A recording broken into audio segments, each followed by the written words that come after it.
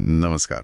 आज हम रक्षा अनुसंधान और विकास संगठन यानी डीआरडीओ के एक बहुत ही दिलचस्प प्रोजेक्ट पर बात करने वाले हैं।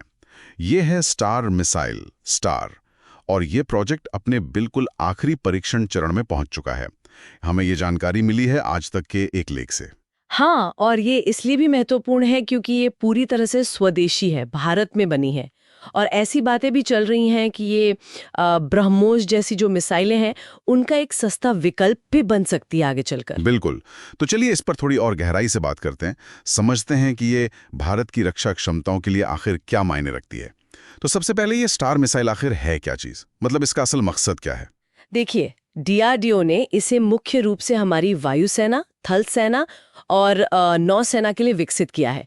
इसका काम है तेज गति से आने वाले जो हवाई खतरे होते हैं, उनकी नकल करना, ताकि हमारे सैनिक असल युद्ध जैसी परिस्थितियों के लिए अभ्यास कर सकें। अच्छा। आप इसे एक बहुत ही उन्नत किस्म का टारगेट ड्रोन समझ सकती हैं।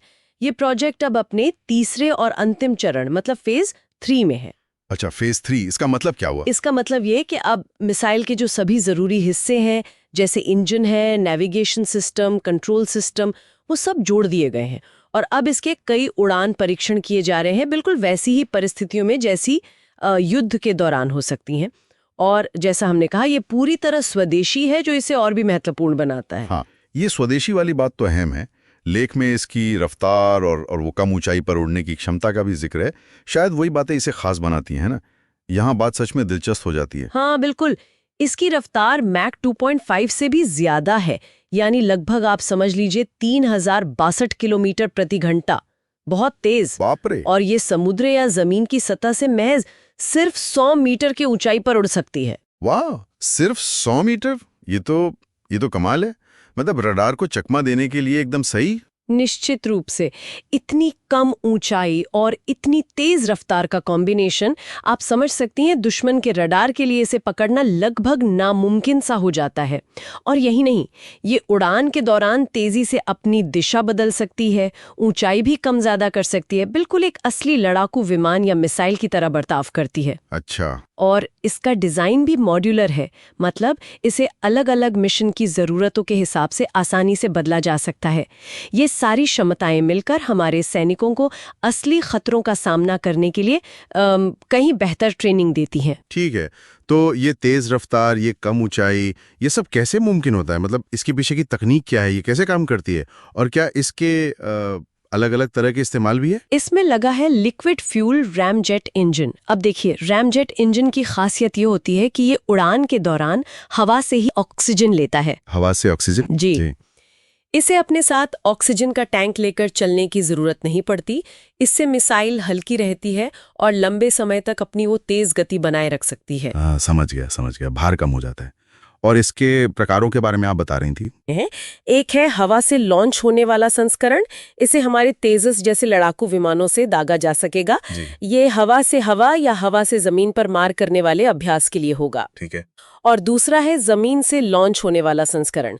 इसमें एक बूस्टर रॉकेट लगाया जाता है, जिससे इसकी रेंज थोड़ी बढ़ जाती है और इसे गाड़ियों पर लगे लॉन्चर या किसी स्थिर प्लेटफॉर्म से भी लॉन्च किया जा सकता है। अच्छा।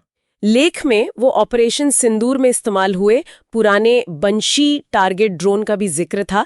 तो जाहिर है स्टार मिसाइल उससे कई ज्यादा उन्नत है और ऐसे कामों को और बेहतर तरीके से कर सकती है। तो ये स्वदेशी है, तेज है, रडार से बच सकती है, फुर्तीली है। भारत की रक्षा रणनीति के लिए इसके क्या मायने हैं? इसका ओवरऑल महत्व क्या है? देखिए, सबसे पहली और एक बड़ी बात तो है इसकी लागत। ये ब्रह्मोस जैसी मिसाइलों के मुकाबले काफी सस्ता विकल्प साबित हो सकती है, खासकर अभ्यास के लिए। लेकिन बात सिर्फ ट्रेनिंग तक ही सीमित नहीं है। असल बात यह है कि स्टार सिर्फ निशाना साधने का अभ्यास नहीं कराएगा, बल्कि ये डीआरडीओ के लिए एक तरह की उड़ती हुई प्रयोगशाला है। उड़ती हुई प्रयोगशाला? ये दिलचस्प है। क्या मतलब है इसका? हाँ, मतलब ये रैमजेट इंजन तकनीक को परखने और उसे और बेहतर बनाने के लिए एक बेहतरीन प्लेटफॉर्म है। भविष्य में बनने वाली कई महत्वपूर्ण मिसाइलों के लिए, जैसे एवैक्स किलर मिसाइलें हुई जो दुश्मन के बड़े निगरानी विमानों को निशाना बनाती हैं, या एंटी रेडिएशन मिसाइलें जो दुश्मन के रडार को नष्ट करती हैं। अच्छा, और यहाँ तक कि सस्ती क्रूज मिसाइलों के विकास के लिए भी ये एक टेस्ट बेड का काम करेगा। एक प्लेटफॉर्म देगा उन्हें टेस्ट करने के लिए। इसकी मदद से नई मिसाइलों को विकसित करने में लगने वाला समय और जोखिम वो दोनों कम होंगे। सही बात है। अगर हम इसके स्पेसिफिकेशंस देखें, गति मैक 1.8 से 2.5, ऊंचाई 100 मीटर से 10 किलोमीटर तक, रेंज 55 से 175 किलोमीटर और उड़ान का समय 50 से 200 सेकंड। तो ये साफ है कि ये एक बहुत बहुत सक्षम प्लेटफॉर्म है। ये निश्चित रूप से भारत की रक्षक क्षमताओं को मजबूत करने वाला एक महत्वपूर्ण कदम है। तो संक्षिप्त में कहें तो स्टार मिसाइल सिर्फ एक टारगेट ड्रोन से कहीं ज्यादा है।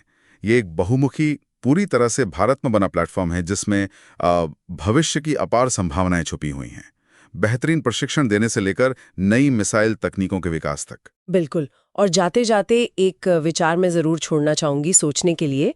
इसकी जो उन्नत क्षमताएं हैं और जो संभावित कम लागत की बात हम कर रहे हैं, उसे देखते हुए क्या स्टार मिसाइल भविष्य में न केवल भारत की अपनी सामरिक रणनीति को गहराई से प्रभावित कर सकती है, बल्कि रक्षा निर्यात के क्षेत्र में भी भारत के लिए नए दरवाजे खोल सकती है?